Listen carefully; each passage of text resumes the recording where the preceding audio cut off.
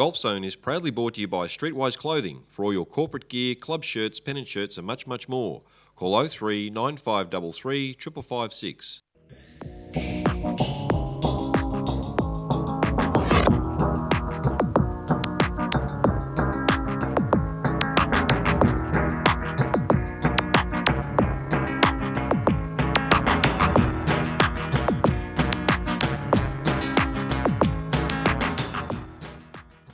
Well, welcome once again to the show. You are in the Golf Zone. I'm Sam Latorno. And I'm John Lyons, and today, Sam, we'll be talking to Robbie McNorton from that fantastic complex up in the Murray, Barron. We'll be finding out all about Miller Davis Golf Services. Sam will be talking to Rowan Flaherty, who's the head coach of the Sandringham Golf Academy, and he'll be discussing junior golf.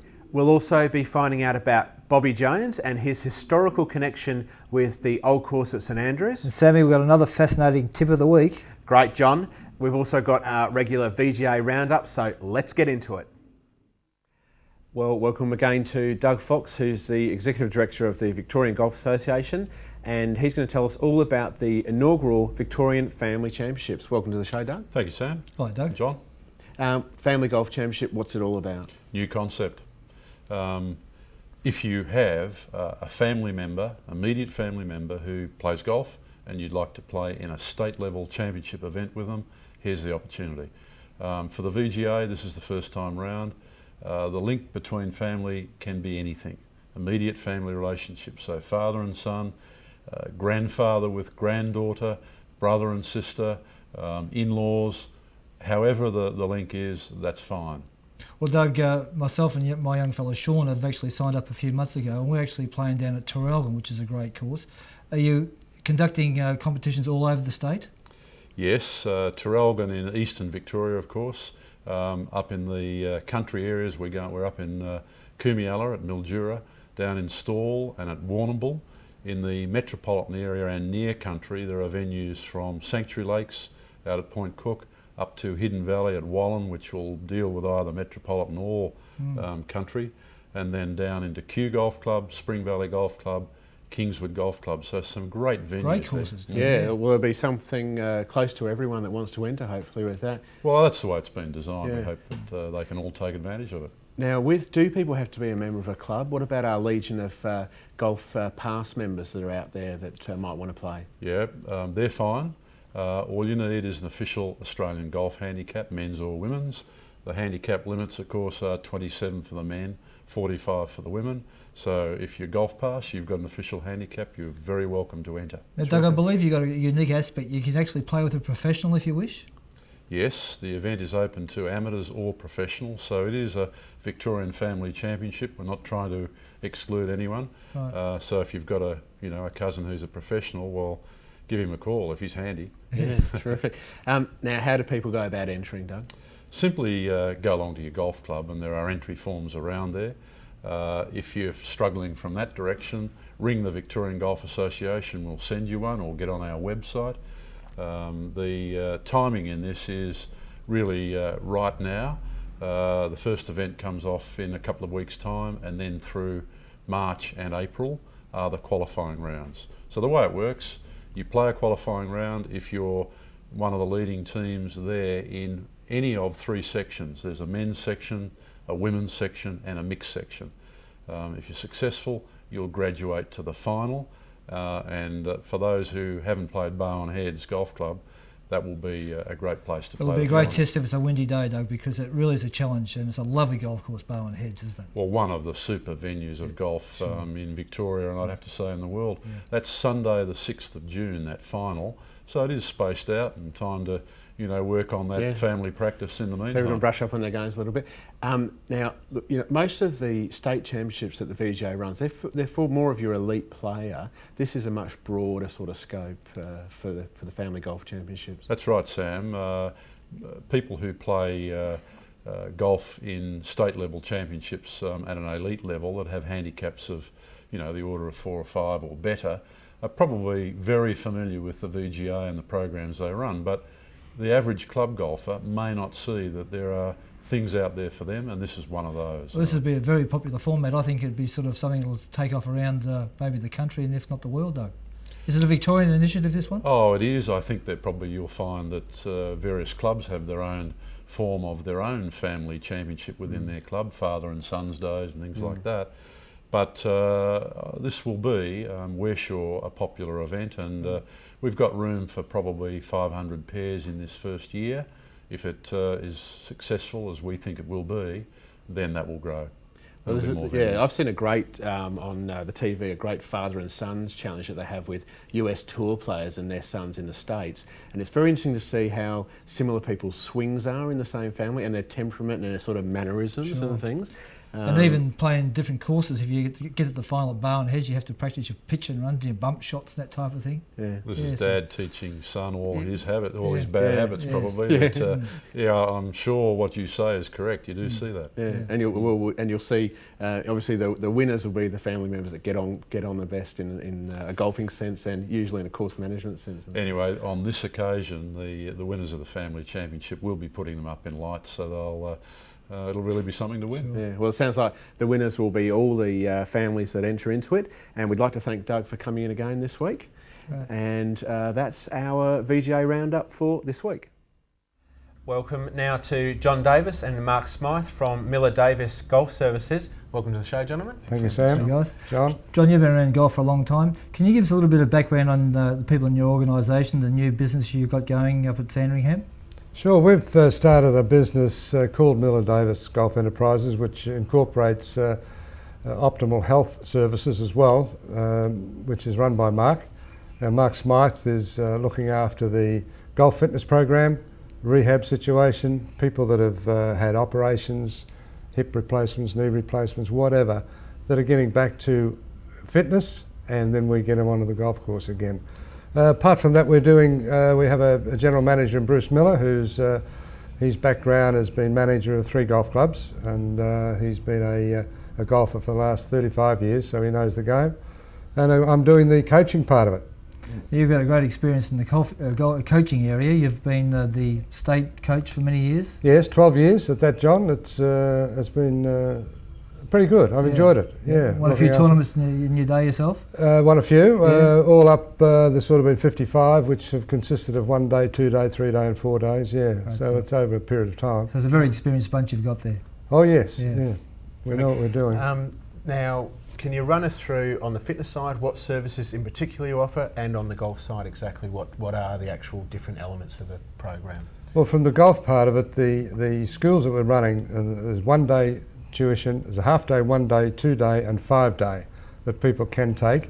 Also just the straight half-hour tuition, 1 hour tuition, just a private golf lesson as we call it. Okay. And then people that want to go further into their fitness, be it just as a general level or for golf, then Mark specialises in that, of getting them ready, finding the weak part of the bodies, because people can work in gymnasiums without instruction, and they're working on the wrong parts. Right, they're probably strengthening the parts that are already strong. Sure, that's right. Now, Mark, golfers who come back from injury are very keen to get back into their golf. Certainly are, you know, do you actually walk them through and help them in that area? Yeah, and that's why it's great working with someone like John on the golf professionally. You get them back. I test and look at joint strength and see how that actually affects the golf swing.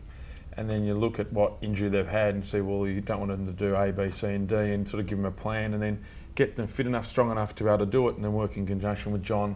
So, right, this is how we're going to get back. You've had a back injury. This is what we're going to do with your golf swing. Because at the end of the day, they want to play golf. Sure. That's their main aim. And it's not just purely for elite. You do cover elite athletes and golfers, but the right through. There's not. Sure. We've got some at the either end of the spectrum. So we look after the golfer. It doesn't matter what age, what level.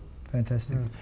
Now, John, when you started off in golf as a professional, things were conditioning and nutrition and fitness weren't things that were mentioned a lot. That's Obviously, right. You've embraced the changes. How important is a service like this in the industry?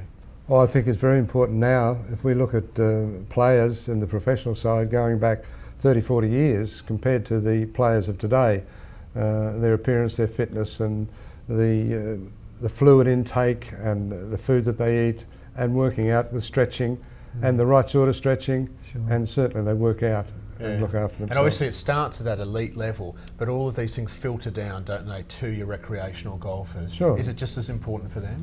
If a lot of people like to play their golf, purely for a lot of fun, have a few beers after and get on with it. And other people want to do better. Sure. And those who do, this is the service we offer.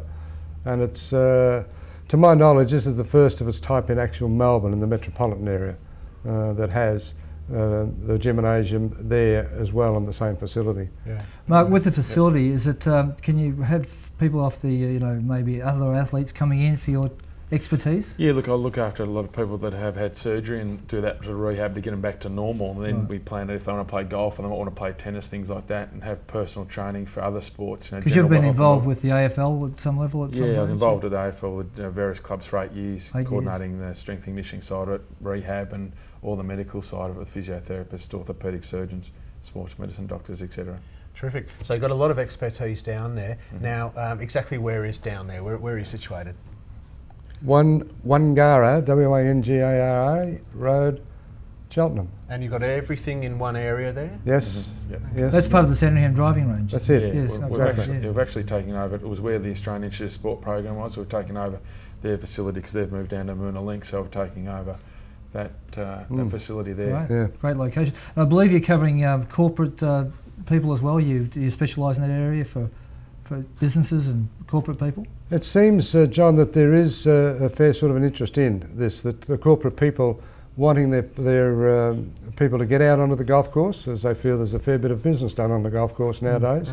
And so they're encouraging that, and that's what we're looking at, and we can sort of do it all ways. They can do it first thing in the morning with Mark, and then they can have an hour, then they can have some breakfast and go to work, or they can do it later.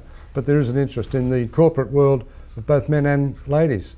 Well, it sounds like a great way to sort of break up your typical sort of corporate day, which I think is intimidating for a lot of golfers that are very infrequent golfers or a lot of lady golfers. But with your facility, it's a bit of a different slant on it. Sure, yeah. The corporates are looking for some different ways to run a corporate day as well. Rather than you've been to them, I've been to them, Yes. and for a lot of people, it's once a year. Yeah, it can be a bit daunting sometimes. Too. Sure, Exactly, yeah, it's once a year, and I find that sometimes it's not much fun for the actual golfer because he's playing with three nice people, but they've all just played once a year, and he spends 5 hours looking for golf balls. That's not much fun. Well, we'd like to thank you for coming in today, gentlemen. It sounds like a terrific and extensive range of services that you've got there, all under the one canopy. And if you would like any other information, you can email us, of course, at the Golfzone, or phone us, and also go to our related website links. Thanks for coming in again, gentlemen. Thanks, Sam. John. Thanks, Sam. John, I believe you've got an absolute gem of a tip of the week for Thank us. you, Sam. Yes, well, today's tip is you've got a treacherous downhill putt on a super fast green, and you know that the ball's going to roll and roll and roll off the green if you don't hit it in the middle of the hole. Well, today's tip is that instead of actually striking the ball off the centre of the club face, you hit the ball with the toe of the club. This will result in a slightly dead feel, the ball coming off with a slightly dead feel, and the ball won't come off as quickly as it normally would. And today, that's our tip of the week, Sam. John, that's a great tip to help a lot of golfers on those slick summer greens.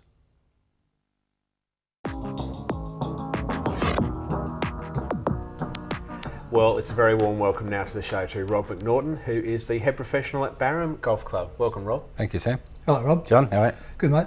Barham's been a real mecca for Melbourne golfers over the years. Can you give us a little bit of a history on the course, please, mate? Yeah, it's been down since about 1930. We switched from sand to grass greens in about the late 60s, middle to late 60s. It's always been 18 holes, and it is to this day. Just recently we've undergone a few changes and put in 4 new holes in a driving range, and it's a really popular spot for Melbourne golfers especially. Great.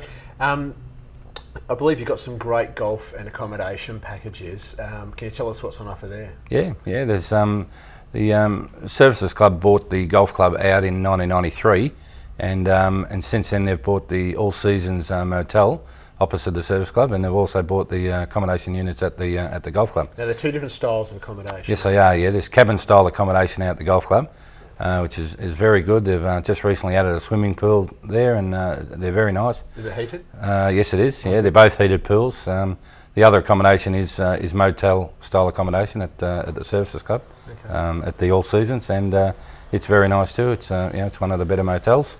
And with both those packages, I believe you get full breakfast, well, continental at one, full breakfast at the other. You've got everything with your accommodation and barbecue areas at both? Yes, yes. It includes everything, basically, all your accommodation, all your golf. I think they throw a meal voucher in too at both venues.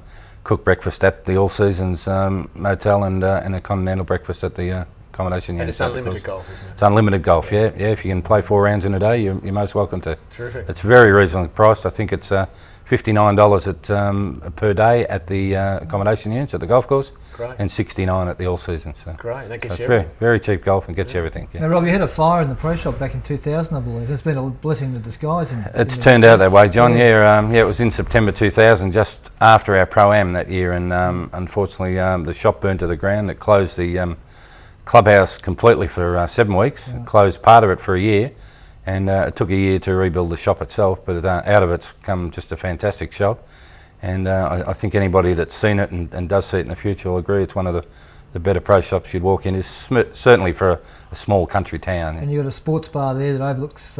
Yes, and good views of especially the new holes that have gone in. Yeah. And we've got, probably should mention too, for the tennis players, we've got 14 grass tennis courts. Well, that's an important thing for the members of the family that might go up that aren't golfers. What have you got on offer? Very much so, yeah. Well, now with the swimming pool at the golf club, really you can stay at the accommodation units. It's great accommodation for families. They have family units there, and you really don't have to leave the area. And our restaurant's recently reopened after the fire, and it's open Friday, Saturday nights now. So you really don't have to leave the venue. But if you do, town's only a couple of k's away, and the Services Club, and they've got plenty of things to offer there too. So. Terrific, Rob. Now, you mentioned the Pro-Am a bit earlier. Obviously, you've had some illustrious winners win in the past, you included. Yes, I was fortunate enough to win a few times, 3 times before I became the club pro there, but I haven't scared it since I've been there. But look, it's been a real institution, the Pro-Am. I think it's up to about 47 years. That's fantastic. This year, yeah, continuous. We regard it, until we hear anything else, we regard it as the longest running Pro-Am in Australia. Continuous 2-day Pro-Am in Australia, and I'm sure it is. Well, that's a great record. And over the years we've had a lot of great players play there, notably probably Bobby Shearer, Stewie Ginn, Ian Stanley. Ian's won a few times. Peter Mills, going back a few years, he won about 6 or 7 times. Mike Clayton. Clates, yeah. More recently, in the 80s, Craig Parry won in about 85 or 6. Just before he won the New South Wales Open. And obviously people come back to play the course year after year because it's great. It's a great challenge and it's in great condition. Yes, yeah. Look, it's generally in great condition all year round, and it's a great little course. I've had a lot of people come in there and say that's their favourite course along the Murray. So even though I don't think it's probably the best course along the Murray, it's probably a long way from that. But they hold it in high regard. It's that's a great atmosphere there, isn't it? And also you've got facilities for practicing too? Yes, we recently, with the 4 new holes that went in, we put in new driving range there, which we've never had before, and so there's range balls there available, and you can bell away golf balls to your heart's content. It's a good driving range, about 300 metres long, and plenty width about it, so it's great now. Well, you could probably just contain your drive, I would imagine, 300 metres, Rob? I just sneak in, by about 100 metres. Yeah. Look, that's a fantastic overview of everything that's on offer at Barham, and it sounds like you've got everything there for people just wanting to get away for a weekend or even for a longer stay. Yeah, terrific. Yeah, I'd urge people to come up and come into the shop and say hello, and I'll have a beer with you if I can, providing it's after 9 o'clock in the morning. But no, they'd love it. The people, as I say, we get a lot of repeat business. People have been coming there for years. They love the casual part of the town and the friendliness of it, and they love the golf course. And it's a good spot to come and have a holiday. Yeah. Well, we'd like to thank Rob for coming in and telling us all about Barham today. Thanks, Sam. Thanks for having me. You indeed can see yourself relaxing in a sports bar overlooking the Barham course or sitting out on the veranda in your accommodation, and you need any other information, you can log onto our website and go to all the related links to find out about the fantastic Barham Golf Club. We welcome Rowan Flaherty from the Sandringham Golf Academy today. Welcome, Rowan. Thanks, John. Today you're going to discuss the problems with a lot of flaws in young golfers, junior golf. Yeah, there's quite a lot of common themes in junior golf and the way they learn. So yeah, we're going to have a look at some young people today. Okay, we've got young Sean here as a model, or a pupil. So we might get Sean to hit a ball in the typical young fashion and see how we go, Rowan. Sure, all right. Let's give it a go, Sean. Give it a rip, mate, and let's see what you do. Tell you what, that's a good action you got there, mate. Really good action. right? But like most young people, okay, what we find with young people is they're so eager to hit the golf ball, okay? And you're no different, okay? You're young, you're keen, you love the game, you want to get out there, you want to hit as far as you possibly can, right? You want to hit as far as Tiger hits it, all that sort of stuff, okay? But in doing that, okay, like most other young people, okay, we tend to get a little bit lazy with the way we set up to the golf ball, okay?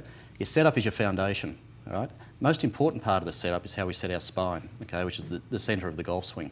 All right. Yes. And I just noticed there that in your setup, when you're hunkering down, trying to look for power in your golf swing, that you're getting the spine right back in behind the ball too much here, okay? And your posture's just a little bit out, just getting down a little bit too low.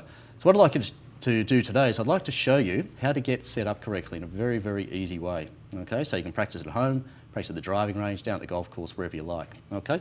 So what we'll do is I'll get you just to stand with your hands up in the air like this, okay? Lift your hands up a little bit, just like so, and we're going to drop the elbows down. When you do that, what you'll do is you'll feel that your arms and your shoulders connect to your torso, okay?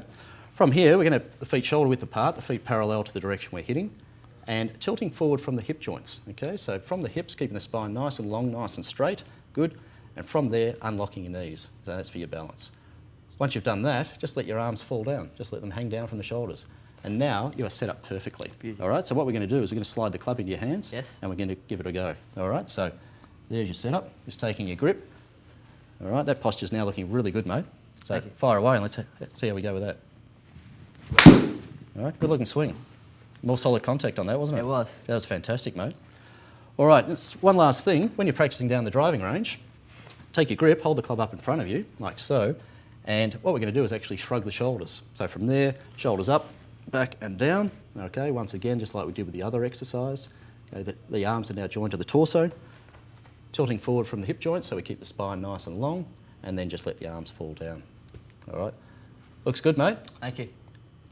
Well, thanks very much for that, Rowan. That was very enlightening as far as the setup's concerned. Obviously, that's a very, very fundamental part of the game for juniors and golfers alike. Absolutely, John. If you don't have a solid foundation on which to work, you can't build a solid structure. Exactly. And now, you tend to specialise in a lot of junior clinics at the Sandringham Golf Academy. That's right, yeah. You obviously are doing something right there because there's a lot of young people go there. Is there any philosophy you have towards junior golfers and young people playing the game? Yeah, sure. I mean, with the kids we have, the average age is about 8 years of age. Right, yeah. So the number one priority is safety, but Yes. after we've looked after that, then we have 3 simple rules. And they are fun, fun and more fun. Well, that's pretty straightforward. I hope Sean got a little bit out of that exercise and you take note of that posture. Thank you, Rowan. Rowan, thanks very much for coming in. Thanks, John. My And pleasure. you'll be contacted at the Sandringham Golf Academy. Yep, that's right. You're in the book, of course. Thank you. Okay, thanks, Rowan. John, did you know that when the great American golfer Bobby Jones first went to St Andrews in 1921, he actually ended up tearing up his scorecard in frustration? He stormed off the course. He'd gotten caught in a bunker on the 11th hole on the left-hand side, been unable to get out, and he said at the time he thought the course was extremely unfair and the worst he'd ever played on. That's incredible, Sam. That would have made the locals happy.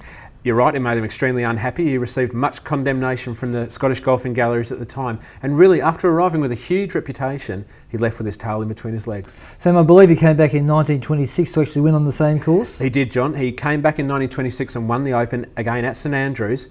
And on that occasion, actually at the prize-giving ceremony, he requested the people of the town of St Andrews to keep the old claret jug on his behalf for, as he termed it at the time, a misdemeanour on a previous occasion, obviously referring to his previous visit. A day of atonement, Sam. Indeed it was. And I believe Bobby won actually 4 majors in the 1 year. He did. He won the Grand Slam in 1930, as it was at that time.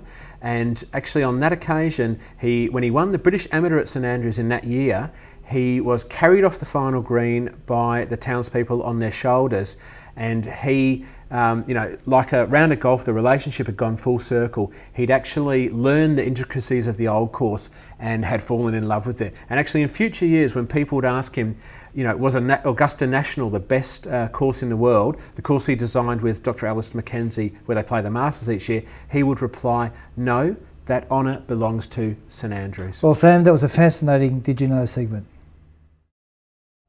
Well, John, that's the end of another show. We'd like to thank all the guests that came on today. What do you think about Ernie Els at the Well, Heineken? Sam, I thought he was going to blow everybody out of the water after the first day, but it turned out to be a great competition in the end. Yeah, sometimes having too big a lead can almost be as hard as trying to come from a long way behind. Yeah, it appears that way. Yeah, that's the end of the show for another week, and we'll see you next week on the Golf Zone.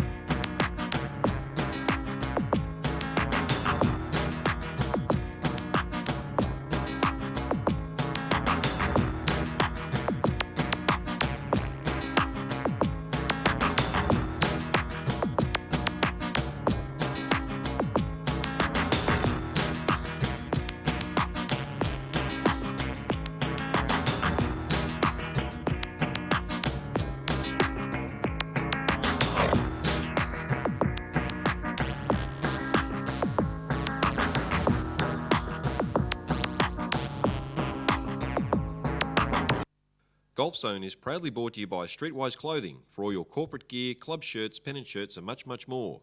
Call 03 9533 555 6.